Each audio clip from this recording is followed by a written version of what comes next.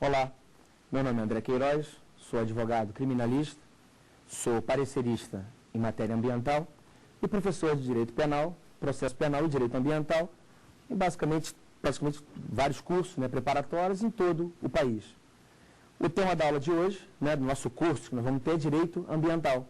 Nós vamos abordar aí várias questões atinentes aos princípios ambientais, a natureza jurídica e o conceito de meio ambiente, um tema extremamente importante, natureza jurídica e conceito, princípios ambientais, a competência em matéria ambiental, qual é a competência, quem pode legislar sobre matéria ambiental, quem pode efetuar o licenciamento, as atribuições para o licenciamento ambiental, formas de licenciamento ambiental, responsabilidade criminal, civil e administrativa por danos em matéria ambiental. Não é isso? Esse será o nosso tema. Temos aqui conosco os nossos alunos, a aluna Luciana, o João Antônio e a Laís. Aqui ao final vão efetuar perguntas. Além disso, avisar para você, o nosso telespectador, o e-mail do nosso curso, que é saberdireito@stf.jus.br. Ok? Também peço para que você, aluno, identifique, identifique-se, para o aluno se identificar, o tema da pergunta e para que professor que a pergunta vai ser enviada. Ok? Sabendo esse primeiro ponto, essas questões preliminares, vamos começar a abordar conceito e natureza jurídica do meio ambiente. Conceito e natureza jurídica do meio ambiente. O que é isso, gente? Vamos lá. Fundamento, direito ambiental, artigo 225 da Constituição. O artigo 225 da Constituição nos dá o conceito de meio ambiente. E esse conceito, gente, é extremamente importante e vai nos permear para tudo aquilo que nós começamos a falar a partir de agora. Acompanha comigo o artigo 225. Todos têm direito ao meio ambiente ecologicamente equilibrado. Já peço uma atenção para isso. Meio ambiente ecologicamente equilibrado. O que é isso? Nós vamos ver. Bem de uso comum do povo. É isso que eu vou meter agora. E essencial a sadia qualidade de vida, impondo-se ao poder público e à coletividade o dever de defendê-lo e preservá-lo para as presentes e futuras gerações. O que significa, gente? Primeiro ponto, bem de uso comum do povo. André, o que é um bem de uso comum do povo, Professor, muito fácil. Eu vou no artigo 99 do Código Civil e lá o Código Civil elenca os bens públicos, a classificação dos bens públicos. Matei a questão, já sei que meio ambiente é um bem público. Errado. Essa definição está errada. Se você for no artigo 99 do Código Civil, você vai perceber o seguinte, são bens públicos, o bem público de uso comum, o bem público de uso especial e o bem dominical. São esses três, a classificação dos bens públicos, bem de uso comum, bem de uso especial e o bem dominical. E eu já começo falando o quê? Querendo te induzir a erro. Por que eu estou te induzindo a erro? Porque eu vou falar para você uma classificação e dando um exemplo. André, o que é um bem de uso comum do povo? Bem público de uso comum está no artigo 99. Rios, ruas, praças, praia. Então, praia é um bem público de uso comum. Aí você vai achar que bem público de uso comum é a mesma coisa que bem de uso comum do povo. E não é a mesma coisa. André, o que é bem de uso comum do povo? O que é importante sabermos que o direito ambiental ele trata de uma matéria que, André, o meio ambiente é um bem público ou é um bem privado? André, quando você fala de praia, praia é um bem público. Eu sei que lá no artigo 20 da Constituição fala que praia é bem público, não é isso? Da União. São bens da União, artigo 20, as praias. Então, André, praia é bem público, eu sei disso. Só que se você tiver uma fazenda, exemplo, no Pantanal Mato Grossense, o Pantanal Mato Grossense é um bioma. E o Pantanal Mato Grossense pertence ao meio ambiente. É meio ambiente o Pantanal Mato Grossense. E a tua fazenda dentro do Pantanal Mato Grossense não é um bem público, é um bem privado. Com inscrição no RGI, com as suas delimitações. Então, não posso afirmar para os senhores que meio ambiente ou é um bem público ou é um bem privado. Não existe isso. Na verdade, o meio ambiente é um bem que se encontra entre esses dois, um bem público e um bem privado. Por que eu estou te falando isso? Porque se for bem público, será bem público por definição legal. A lei vai dizer o que é bem público, a própria Constituição vai te dizer o que é um bem público. Agora, se houver um bem privado, e que tenha dentro desse bem privado uma área relevante para o meio ambiente, Qual é a consequência que isso vai gerar? Não é isso? Primeiro, dá uma olhadinha no artigo 2º da Lei 6938 de 81, a lei que fala da Política Nacional do Meio Ambiente. Você vai começar a entender o que eu estou te falando. André, a Lei 6938 de 81 fala da Política Nacional do Meio Ambiente. E no inciso 1º ela fala o seguinte: essa lei com fundamentos tal trata dos seguintes princípios. O que me interessa? Artigo 2º, inciso 1º da Lei 6938 de 81, que fala da Política Nacional do Meio Ambiente. Olha o que ela fala. Princípio: ação governamental na manutenção do equilíbrio ecológico, vírgula, considerando o meio ambiente como de patrimônio público. Primeiro ponto. André, eu posso falar que meio ambiente é um bem público? Não posso falar que meio ambiente é bem público, porque o bem público são aqueles bens que pertencem a toda a coletividade e também à administração pública. Eu posso falar que é um patrimônio público. E o patrimônio público representa o quê? Tanto o Estado, com letra maiúscula, vai ter que protegê-lo, quanto toda a coletividade tem que também preservá-lo. Não é isso? Uma questãozinha muito importante é quando a gente fala da Lei 9433, que fala dos recursos hídricos. Eu gosto muito dessa palavra, corpos d'água, não é isso? Como falamos de recursos hídricos. Vamos lá no artigo 1º, que fala o seguinte, ó, artigo 1º da Lei 9433 de 1997, que fala da Política Nacional dos Recursos Hídricos, corpos d'água. Olha só que ponto interessante. A Política Nacional de Recursos Hídricos baseia-se nos seguintes fundamentos. 1. A água é um bem de domínio público. Eu não falei que é bem público. Falei que é de domínio público. Perfeito?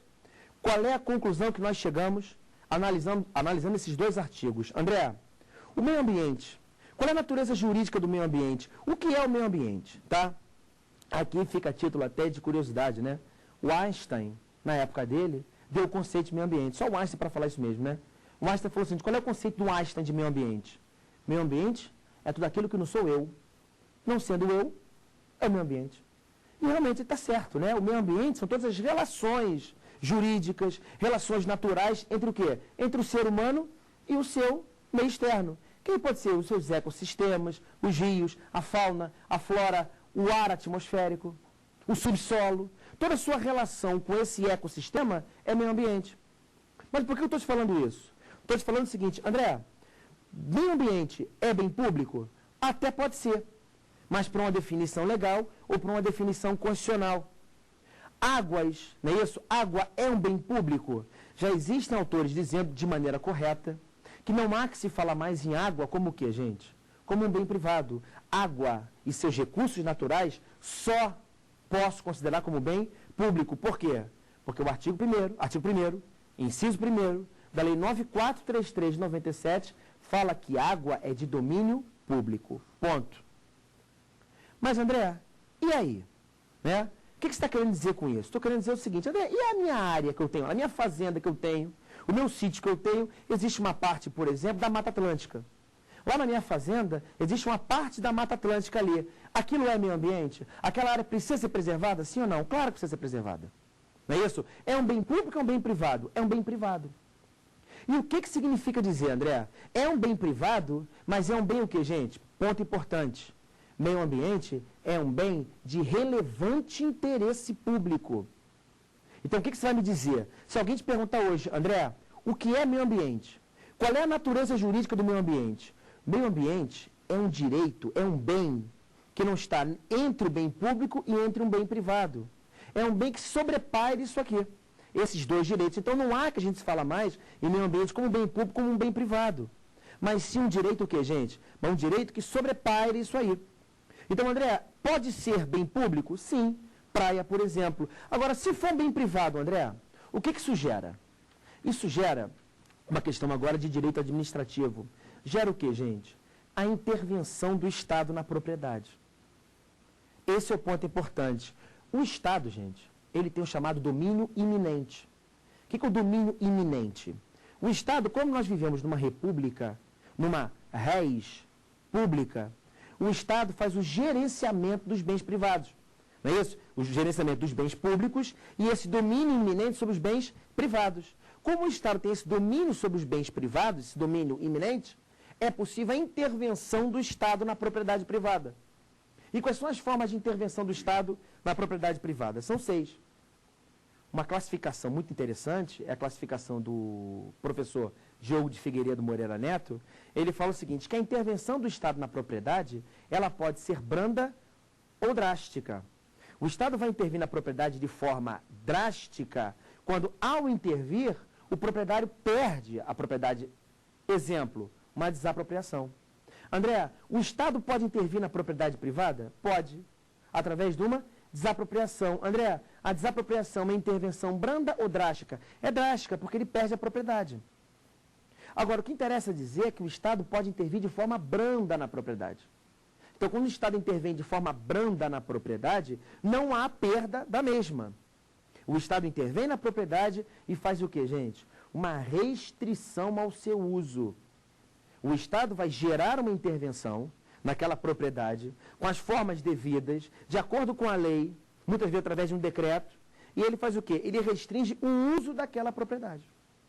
Então, agora nós já temos um conceito muito bom de meio ambiente. André, qual é a natureza jurídica do meio ambiente? Não posso dizer que é um bem público, nem um bem privado. Até porque áreas relevantes para o meio ambiente podem estar num bem público ou num bem privado. Professor, eu sei que lá na minha fazenda, eu sei que uma parte da minha fazenda é uma parte de cerrado, é uma parte da Mata Atlântica, não é isso? Existe um bioma lá dentro, não é isso? É um pampa, não é isso? Um cerrado, floresta amazônica, Amazônia legal. Dentro da minha fazenda, André, no Pará, existe uma parte da Amazônia legal. Aqui no bem público, gente, você não pode falar que é um bem público, você pode falar que é um patrimônio público. A floresta amazônica é um patrimônio público, mas não é um bem público. Tanto é que você vai ver comigo, eu posso, inclusive, usufruir e explorar economicamente desde que forma sustentável.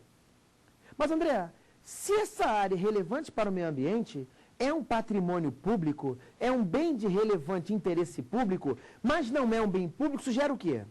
Gera a intervenção do Estado na propriedade. Então, o Estado pode intervir naquela propriedade? Pode. E ele vai intervir como? Ele vai intervir de forma drástica, retirando aquela propriedade, ou de forma branda, restringindo o uso daquela propriedade. André, realmente é fato, né? Se eu tenho uma parte da Mata Atlântica no meu sítio, eu não posso utilizá-la de forma indevida, de forma irrestrita. Há uma restrição. Por que há uma restrição? Porque é um bem de relevante interesse público. Não é bem público, mas é um bem de relevante interesse público. Mas, André, qual é a forma que me interessa agora? Que o Estado vai intervir na propriedade. Como que ele intervém na propriedade protegendo o meio ambiente? Drasticamente desapropriando. Mas o que me interessa é o seguinte, eu tenho 6 formas de intervenção do Estado na propriedade. O Estado pode intervir através da desapropriação, através da requisição, através da servidão administrativa, através da ocupação temporária, através do tombamento e através da limitação administrativa. São as formas que o Estado vai intervir. Só para que a gente saiba, desapropriação nós já sabemos. Requisição, por exemplo, é quando um agente público, por exemplo, ele pega uma moto para correr atrás de um bandido que está fugindo. Ele faz uma requisição. Você, quando vota, muitas vezes você vota em colégios, em escolas, não é isso? Colégio é colégio o ano todo. Mas, no momento das eleições, é uma zona eleitoral. Porque o Estado fez o quê? Uma ocupação temporária. Não é isso? Uma servidão administrativa também eu tenho. Não é isso? Mas o que me interessa? Tombamento e a limitação administrativa. André, o que é tombamento? Tombamento nada mais é do que uma restrição ao uso da propriedade, uma restrição ao uso daquela propriedade, visualizando proteger o quê? Visualizando proteger o patrimônio histórico e cultural. E aqui uma questão muito interessante é quando a gente pega o artigo 225. E o que fala o artigo 225? Ele fala que meio ambiente é bem de uso comum do povo, essencial à sadia qualidade de vida. Sublinha isso aí e fala, essencial à sadia qualidade de vida. André, o que isso representa? Vladimir Passos, ele deu 5 conceitos de meio ambiente, classificação de meio ambiente. Eu tenho 5 tipos diferentes de meio ambiente. E olha que coisa interessante. Ele falou que eu tenho o meio ambiente natural, o meio ambiente artificial, o meio ambiente intelectual, o meio ambiente histórico e o meio ambiente de trabalho. Então, quando a gente fala de meio ambiente, Gente, eu não estou aqui, né, não vou me ocupar aqui em falar os conceitos filosóficos do meio ambiente. Me interessa o conceito jurídico. Estou preparado com o conceito jurídico, não é isso? E ele estabelece 5 tipos de meio ambiente. Meio ambiente natural. O meio ambiente natural, você pode, por exemplo, pegar a definição de meio ambiente, né, lá na Lei 9985. A Lei 9985, ela fala para você o que é meio ambiente. Ela dá a definição de meio ambiente, de recurso ambiental. Você pode ir lá e dar uma olhada. O que é meio ambiente? Né? É aquela relação, não é isso? Entre a pessoa e a sociedade. Olha o que fala o artigo 3º, inciso 1º da Lei 6938 de 81. Meio ambiente, o conjunto de condições, leis, influências e interações de ordem física, química e biológica que permite, abriga e rege a vida em todas as suas formas. Então, na verdade, o artigo 3º, inciso 1º, da Lei 6938 de 81, dá o conceito de meio ambiente. Mas o Vladimir Passo olhou esse inciso e falou o seguinte, olha, eu tenho que analisar de acordo com a Constituição, fazer uma interpretação conforme. E o meio ambiente não é um bem de uso comum do povo? É. Mas ele não é essencial à sadia qualidade de vida? Então, eu só tenho uma sadia qualidade de vida se observar esses 5 fatores. Eu tenho o meio ambiente natural, que é o artigo 3º, inciso 1º, mas eu também tenho o meio ambiente artificial. E o meio ambiente artificial são todas as criações feitas pelo homem que melhoram a sua qualidade de vida. Então, um prédio muito bem elaborado, não é isso? Parques construídos pelo ser humano, pelo homem, não é isso? São o que, gente? Considerados meio ambiente artificial. Como eu também tenho o meio ambiente intelectual. O que é o meio ambiente intelectual, gente? São todas as descobertas científicas. As descobertas científicas que geram o quê? Uma melhor qualidade de vida pertencem ao meio ambiente. Como assim, André? Pensa comigo. A descoberta da penicilina melhorou a qualidade de vida? Claro. Então, essas descobertas científicas que melhoram a qualidade de vida pertencem ao meio ambiente. Mas não meio ambiente artificial, muito menos meio ambiente natural, mas meio ambiente intelectual. As descobertas do homem, o avanço da ciência que proporciona o quê? Uma melhor qualidade de vida. Eu também tenho o meio ambiente histórico. Vladimir Passo fala muito bem. Ele fala o seguinte, o meio ambiente histórico, para que a pessoa tenha uma sadia qualidade de vida, tem que se respeitar o quê, gente? Os seus antepassados, a sua história, não é isso? Toda a sua vida anterior, os seus antecedentes. Isso gera uma sadia qualidade de vida. E por último, o meio ambiente de trabalho. As relações que você tem no seu meio de trabalho. Todos esses fatores, esses vetores, pertencem ao meio ambiente. Então, o meio ambiente é responsável, o uso equilibrado do meio ambiente protege o quê? A sadia qualidade de vida. Mas por que eu estou te falando isso? André, se meio ambiente pode ser bem público, e se o meio ambiente é um bem particular, mas que gera intervenção do Estado da propriedade, como é que o Estado pode intervir na propriedade restringindo o uso através do tombamento? O tombamento ele faz o que com o meio ambiente, gente? Preserva os sítios arqueológicos, preserva as paisagens naturais, as paisagens artificiais, os monumentos históricos e os monumentos naturais e artificiais. Exemplo, lá no Rio de Janeiro, por exemplo, vocês conhecem, até porque é uma nova maravilha do mundo, o Cristo Redentor, por exemplo. E o Cristo Redentor está no Morro do Corcovado. O Morro do Corcovado é um monumento natural. O Pão de Açúcar é um monumento natural. Agora, o Bondinho e o próprio Corcovado, o Cristo Redentor, é um monumento artificial, porque foi criado pelo homem. As paisagens naturais, as paisagens artificiais, elas podem ser tombadas. Um dos instrumentos que o Estado se utiliza para proteger uma paisagem, um monumento natural artificial, é através do tombamento. Mas o que me interessa falar é da limitação administrativa. É a limitação administrativa que é o grande instrumento que o Estado se utiliza para restringir o uso da propriedade. André, onde é que tem essa definição? Está definido, gente, no artigo 225, parágrafo 1º, inciso 3º da Carta Maior da Constituição. O que fala o artigo 225, parágrafo 1º, inciso 3º da Constituição? Acompanha comigo. Artigo 1º, parágrafo 1º do artigo 225 da Constituição. Para assegurar a efetividade desse direito, quer dizer, que direito é esse? O meio ambiente equilibrado, o meio ambiente, sustentável. incumbe ao poder público, 3, quer dizer, definir em todas as unidades da federação espaços territoriais e seus componentes a serem especialmente protegidos, sendo a alteração e a supressão permitidas somente através de lei. O que eu estou querendo dizer com isso? André, como que o Estado, com letra maiúscula, ele restringe o uso de uma propriedade protegendo o meio ambiente? 2 pontos. Cria áreas especialmente protegidas. E que áreas especialmente protegidas são essas? Primeiro ponto, uma questão extremamente relevante, que é a alteração do novo Código Florestal. Você vai ver comigo quais são as principais alterações com o novo Código Florestal, que ainda vai ser aprovado, não é isso? Que é o projeto de lei 6424 de 2005. PL 6424 de 2005, que está em trâmite agora, o que, gente? Lá no Senado Federal. O que significa? André, quais são as formas que o Estado cria áreas especialmente protegidas? Que áreas são essas? Analisa a Lei 4771 de 65. Lei 4771 de 65. É o Código Florestal. Posso até já falar, já vou arriscar, o velho Código Florestal, mas é o Código Florestal atual. E ele fala no artigo 2º, o que me interessa, gente, o que é importante, o que está sendo alterado no projeto de lei, é o artigo 2º e o artigo 16. Artigo 2º e artigo 16 da Lei 4771 de 65, bem como o artigo 44. São os 3 artigos importantes na reforma. O que fala o artigo 2º e o artigo 16?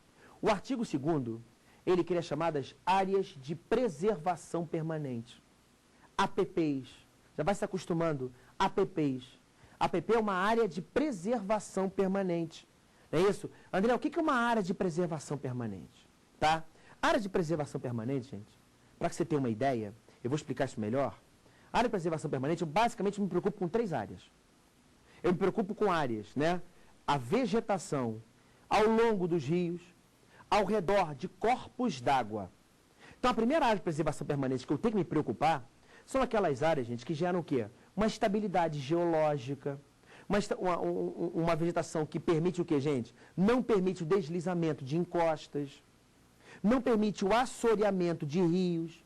São áreas extremamente importantes, são áreas que precisam ser o quê, gente? Preservadas de maneira permanente.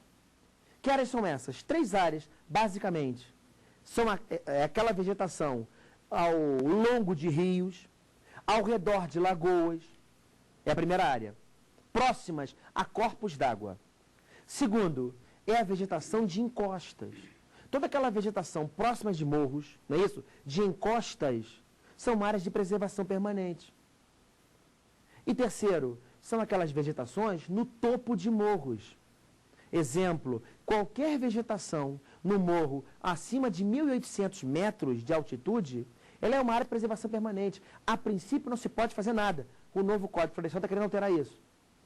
Mas eu quero que vocês entendam o seguinte, André, meio ambiente é bem público? Pode ser. Agora, André, pode ser um bem privado? Pode. Agora, se for um bem privado, ele vai sofrer o quê? Uma restrição ao seu uso da propriedade. Vou restringir o uso da sua propriedade. Então, André, olha só, se dentro da minha propriedade eu tiver um corpo d'água, eu tenho um lago, eu tenho um rio que passa pela minha fazenda, aquilo ali é um bem privado ou um bem público? Artigo 1º da Lei 9433, não é isso? Já viu comigo que é um bem de domínio público. Se é um bem de domínio público, significa dizer que, me parece, ao que tudo indica, é um bem público. Então, aquele rio que corre na tua fazenda é um bem público. Tanto é que você não pode alterar o quê? O seu curso. E não digo mais, a vegetação que está ao seu redor, ela tem que ser absolutamente o quê? Preservada, porque é uma área de preservação permanente. Perfeito? O que eu posso fazer numa área de preservação permanente? Nada, eu tenho que preservar. Agora, lá no artigo 16 do Código Florestal, da Lei 4771 de 65, não é isso? Ela fala também do quê? Das chamadas, que você deve estar vindo falar direto, né? Das reservas legais. Uma reserva legal. André, o Código Florestal cria reserva legal. O que é uma reserva legal? É uma área que ela deve ser o quê, gente? Deve ser preservada em percentuais estabelecidos pelo legislador. Exemplo, se eu tenho uma área, uma floresta nativa dentro da Amazônia legal, o que significa dizer? eu tenho que preservar 80% dessa área. Os outros 20% tem que utilizar de forma sustentável, mas tem que preservar 80%. E se for uma localidade que tenha cerrado dentro da Amazônia Legal, 35%. E se não for um cerrado dentro da Amazônia Legal, for um outro bioma ou uma outra floresta nativa e relevante para o meio ambiente, 20% tem que preservar. Isso é uma reserva legal, ok? Então eu tenho, André, como é que o Estado ele cria essa limitação? Não é isso? Sendo um bem privado, eu restringo o uso dessa propriedade criando o quê? Criando áreas especialmente protegidas. Exemplo, uma área de preservação permanente ou uma reserva legal que está no Código Florestal. Mas eu também tenho uma outra lei extremamente importante, que é a Lei 9985 de 2000. Lei 9985 de 2000. Essa Lei 9985 de 2000, ela cria as unidades de conservação. Eu tenho também unidades de conservação. E o Sistema Nacional das Unidades de Conservação foi criado onde? Pela Lei 9985 de 2000. Você já deve ter ido, é muito provável, já tem ido a um parque nacional. Você já deve ter ido, por exemplo, já deve ter visto uma área de proteção ambiental, é a chamada APA. Você já deve ter ido numa estação ecológica, numa reserva biológica, numa reserva extrativista. Todas essas áreas são consideradas como unidades de conservação. Definidas aonde? Lá no artigo 2º, inciso 1º, da Lei 9985 de 2000. Vou ler um trechinho para vocês. Para os fins previstos nessa lei, entende-se por 1. Unidade de conservação. O que é unidade de conservação? Espaço territorial e seus recursos ambientais, incluindo as águas jurisdicionais, com características naturais relevantes. Características naturais relevantes.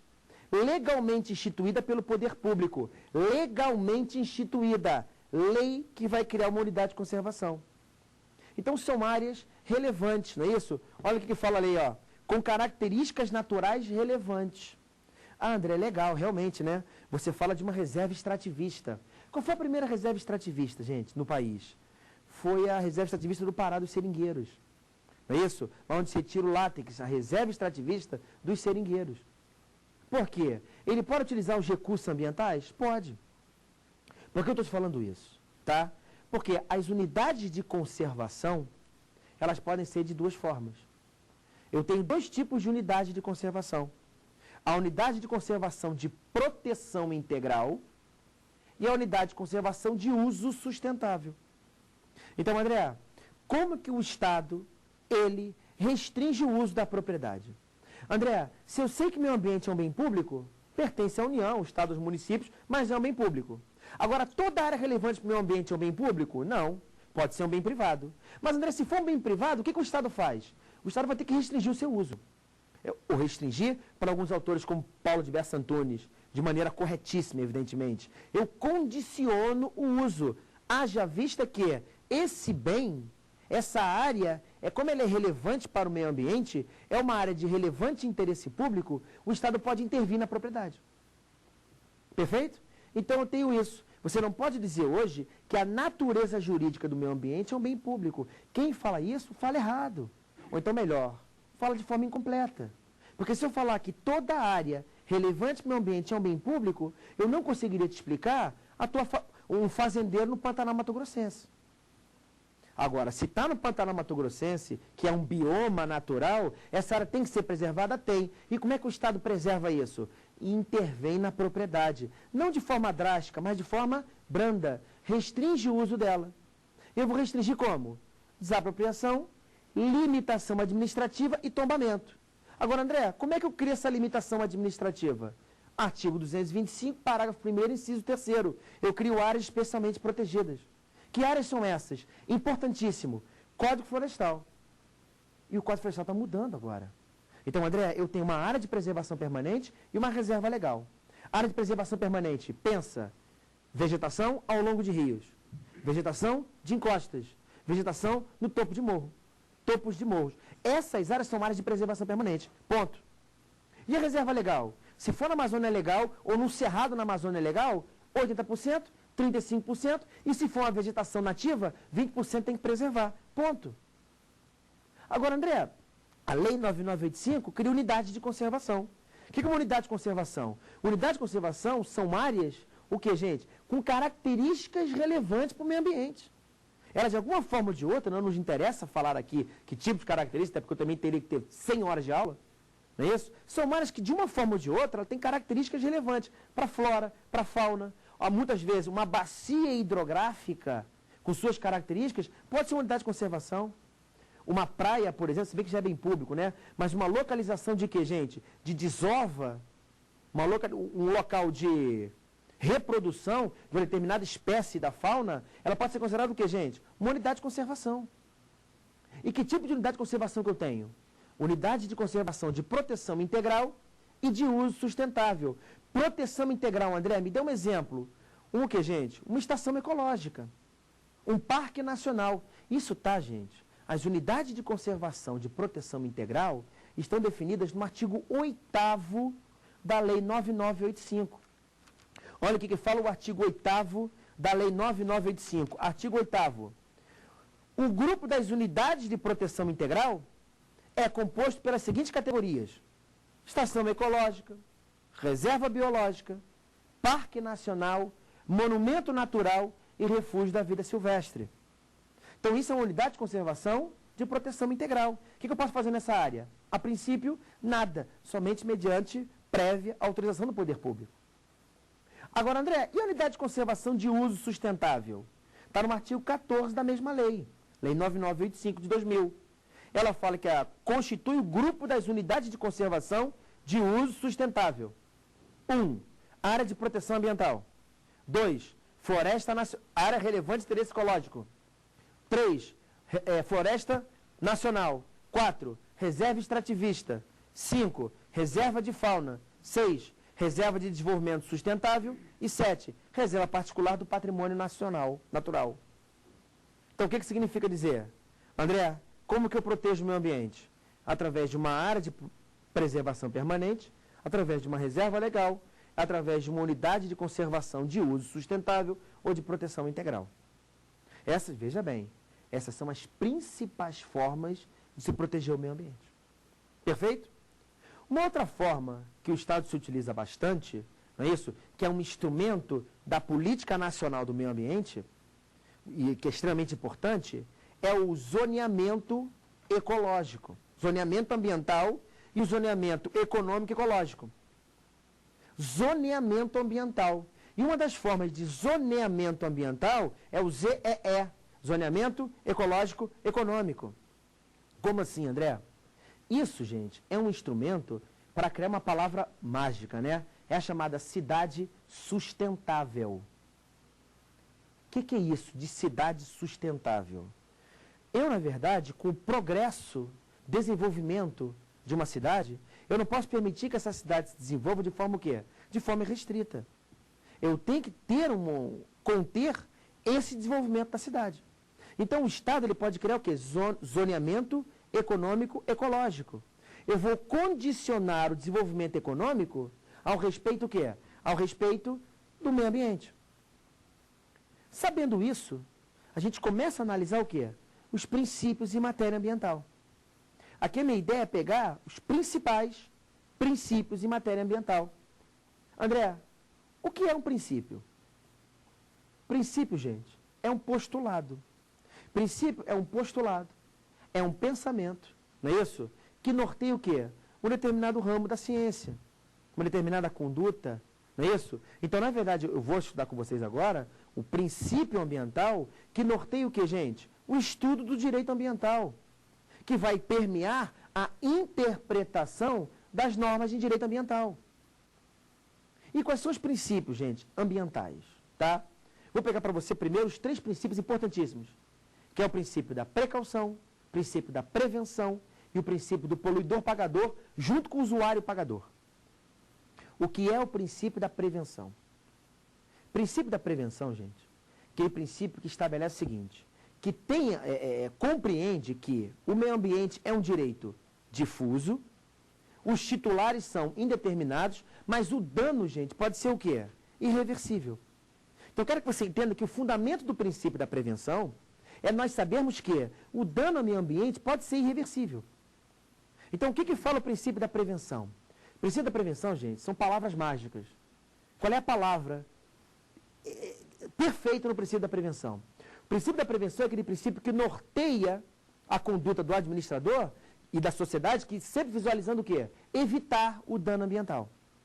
O princípio da prevenção está diretamente relacionado com o fato de que tanto o poder público quanto a sociedade tem que agir no sentido de evitar o dano ambiental. E como que eu evito o dano ambiental? O Estado evita o dano ambiental exigindo duas coisinhas. Ele vai exigir o licenciamento ambiental e vai exigir os estudos ambientais para toda atividade potencialmente poluidora. O princípio da prevenção é extremamente importante, gente, que é, como o dano é irreversível, aliás, pode ser irreversível, sabendo que o dano ao meio ambiente pode ser reversível, o Estado e a sociedade têm que agir de uma forma que eu devo evitar o dano ambiental. E como que eu evito o dano ambiental? Exigindo o licenciamento ambiental e os estudos ambientais. André, que estudo ambiental que eu falo? Você sabe, é o EIA-RIMA, Estudo de Impacto Ambiental, tracinho, RIMA, Relatório de Impacto do Meio Ambiente. EIA-RIMA. O Estado exige de um empreendedor que vai desempenhar uma atividade potencialmente poluidora, tem que fazer isso. É o princípio da obrigatoriedade de intervenção. O Estado tem que atuar nesse sentido. Tem que exigir do empreendedor que vai desempenhar uma atividade potencialmente poluidora. Perfeito?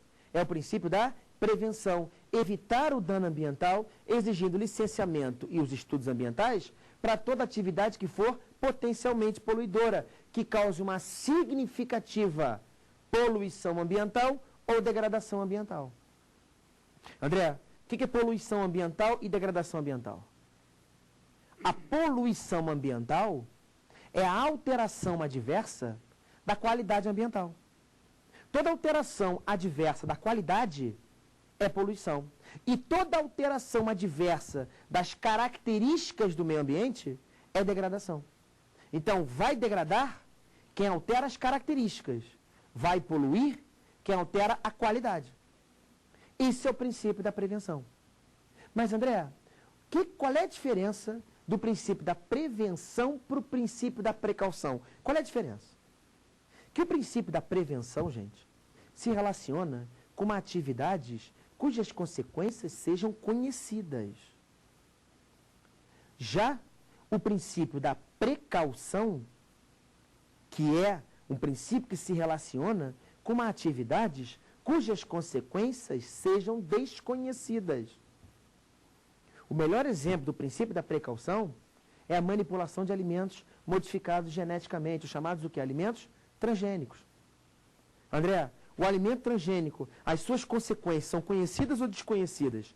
À época, e para alguns ainda hoje, as consequências são desconhecidas. Então, não aplica o princípio da prevenção, aplica o princípio da precaução. O que é o princípio da precaução?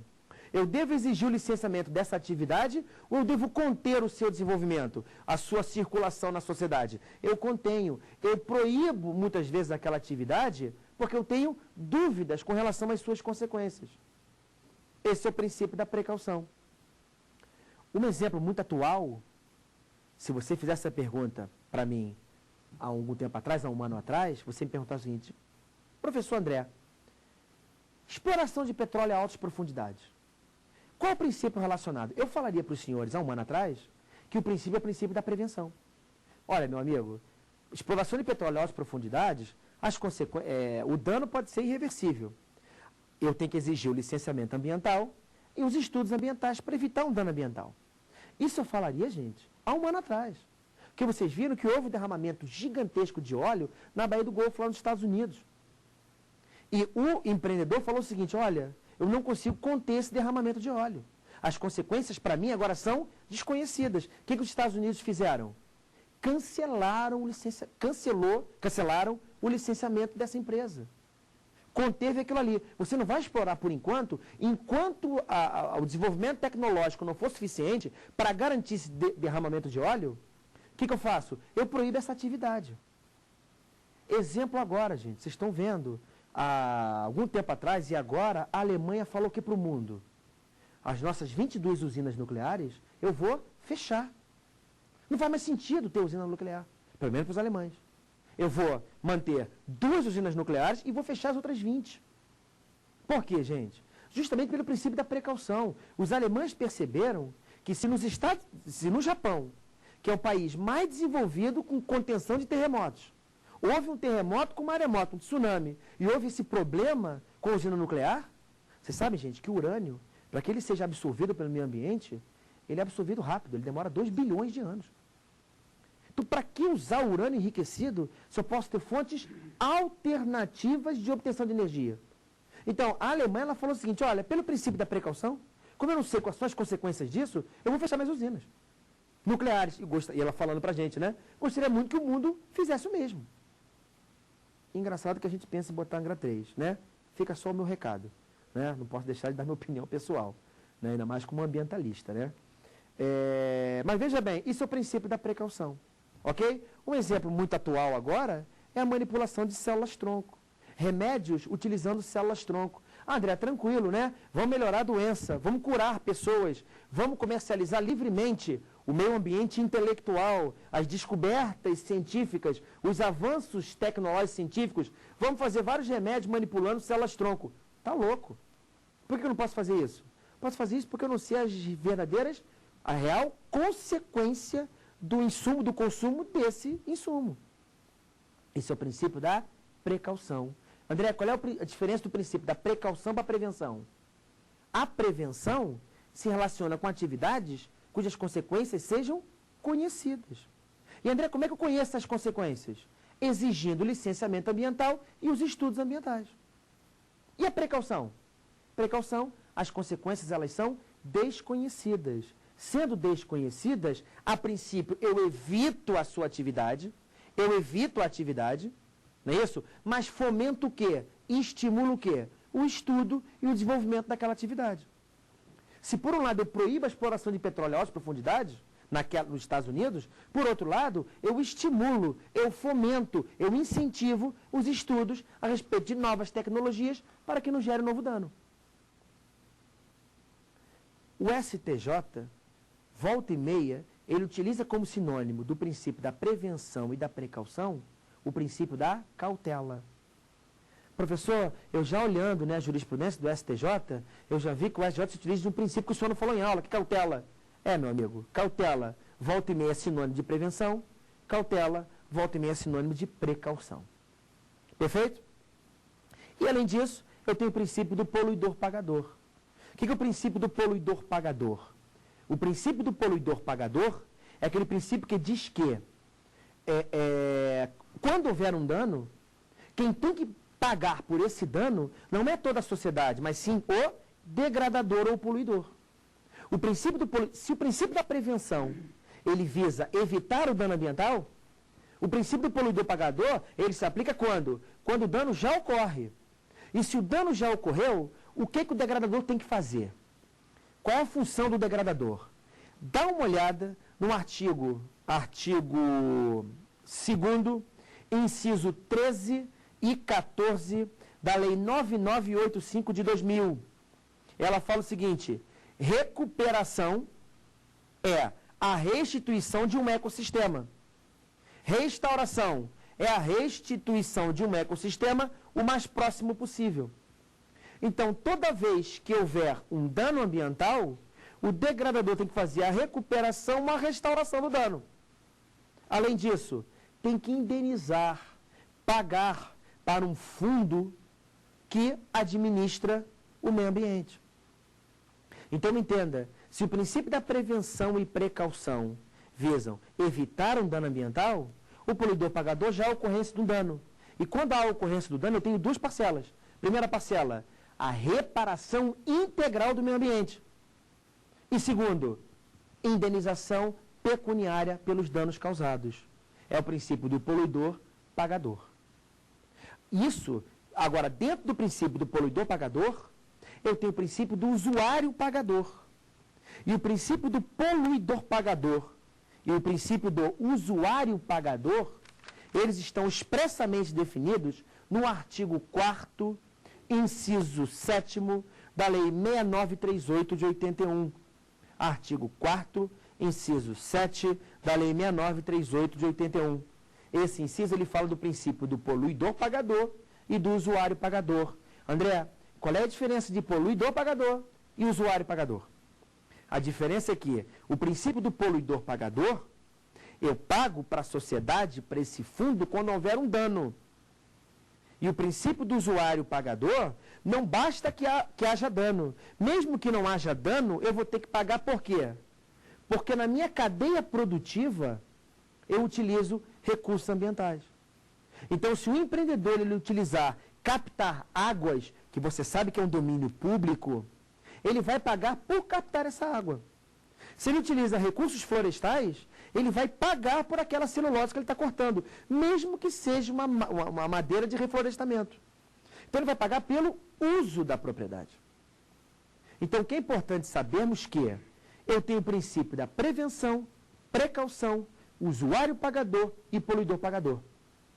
Nas palavras do professor Paulo de Berço Antunes, ele fala muito bem.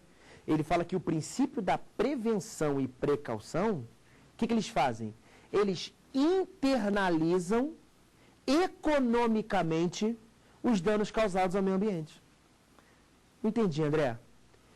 Se eu sou empreendedor, eu causo um dano ao meio ambiente, quem perde, gente? A sociedade como um todo. Agora, quem causou um dano? Não fui eu. Então, quem tem que pagar por esse dano sou eu. Então, ao invés de toda a sociedade pagar pelo dano, eu vou internalizar. Quem vai pagar o dano? Eu. E vou pagar economicamente, pecuniariamente. Para a gente fechar e eu abrir as perguntas, eu quero que vocês entendam o seguinte, que o STJ tem uma posição, não é a posição do STJ, tá? Como uma questão de política jurisdicional, o STJ já deu a seguinte decisão. Se o degradador ou o poluidor, ao fazer a degradação ambiental, ele recompor completamente o meio ambiente de forma imediata, o STJ entende que é incabível a indenização pecuniária. Quer dizer, essa decisão do STJ está procurando estimular o degradador do meio ambiente a recuperar o meio ambiente de maneira pronta e imediata. Então, se hoje, se você vier me consultar, se perguntar o seguinte, André, eu causei um dano ambiental. O que eu faço? O que eu vou falar para você? Meu amigo, recupere o mais rápido possível. Porque se você fizer a recuperação total e imediata do meio ambiente, da área degradada, do rio que você poluiu, do assoreamento que você causou, do desmatamento ilegal que você causou, se fizer o reflorestamento, se fizer a dragagem daquele rio, de maneira imediata, pode ser que o STJ decote a sua indenização.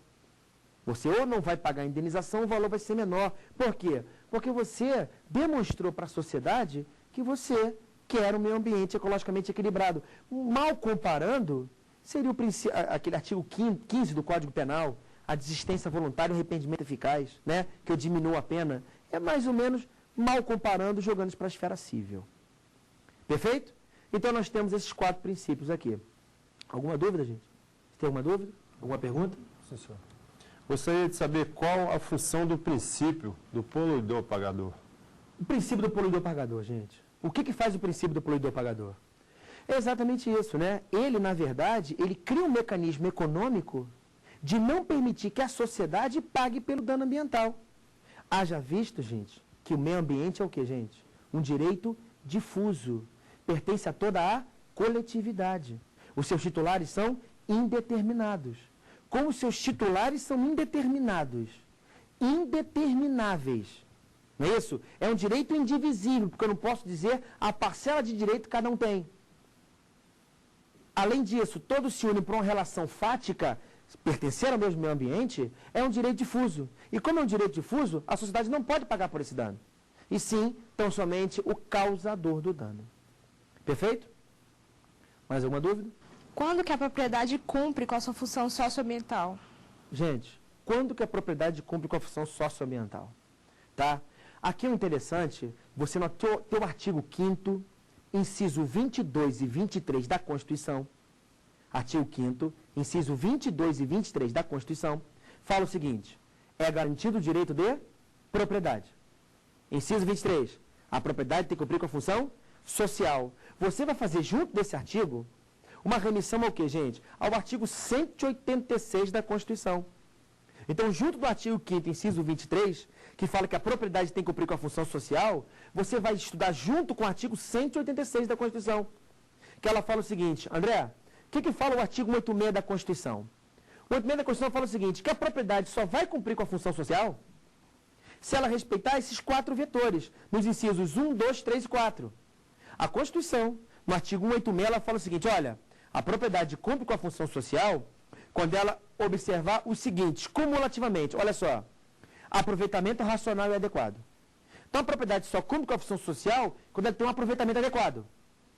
2, utilização adequada dos recursos naturais disponíveis e preservação do meio ambiente. Opa, isso aqui me interessa. André, a propriedade para cumprir com a função social tem que haver o quê? Eu tenho que ter um aproveitamento racional e adequado. Quer dizer, a propriedade tem que ser o quê, gente? Produtiva. Porque se ela for improdutiva, viu o que naturalmente? A reforma agrária, a desapropriação por interesse público, interesse coletivo, relevante interesse social. E além disso, ela tem que respeitar o quê, gente? Os recursos naturais e a preservação do meio ambiente. O uso dos recursos ambientais tem que se dar de forma o quê, gente? De forma equilibrada. O que é o equilíbrio? É observar o respeito ao meio ambiente com o desenvolvimento socioeconômico. André, quero ficar rico logo. Vou destruir o meio ambiente para ficar rico. Não vai não, porque eu tenho que conter o meio ambiente. Como se também se eu respeitar somente o meio ambiente, eu gero um entrave no que, gente? Do desenvolvimento socioeconômico. Perfeito? Então, eu quero que vocês entendam que, para muitos autores, eu tenho o princípio do equilíbrio. O que é o princípio do equilíbrio? É nada mais é do que essa ponderação entre o desenvolvimento socioeconômico e o que, gente? E o desenvolvimento socioeconômico e o respeito ao meio ambiente. Então, André, quando que a propriedade ela cumpre com a função socioambiental? Isso está onde? Está lá no artigo 186, inciso 2º. Agora, se você for para o inciso 3º, você também vai ver o seguinte, que a propriedade também tem que fazer o quê? Observar as disposições que regulam as relações de trabalho. Então, não basta que eu respeite o meio ambiente, tem que respeitar as relações de trabalho. E 4, exploração que favoreça o bem-estar dos proprietários e dos trabalhadores. O André, bem-estar dos proprietários e trabalhadores, eu estou analisando o quê? Estou analisando o meio ambiente do trabalho. Perfeito? Então, eu quero que vocês entendam o seguinte, que o meio ambiente, eu não posso dizer que é um bem público, nem um bem privado. É um bem que está aqui em cima. É um bem que pertence a toda a coletividade. Se é um bem que pertence a toda a coletividade, o Estado, se não for bem público, vai intervir na propriedade. E ele intervém na propriedade utilizando o que, gente? Áreas especialmente protegidas. Perfeito? Bem como o tombamento. Já vimos as áreas especialmente protegidas.